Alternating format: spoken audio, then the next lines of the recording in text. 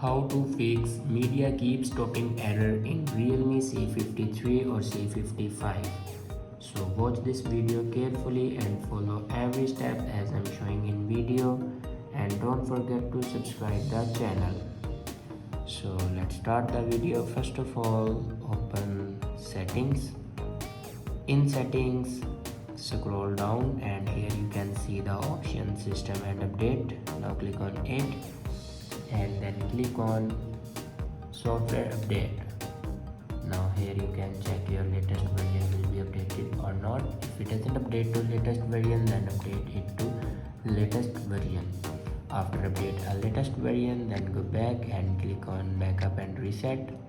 Now click on reset phone and here you can see the option reset all settings. Now click on it and here enter your password to reset your all settings. After reset all the settings, your problem will be fixed. I hope this video is helpful for you. Thanks for watching.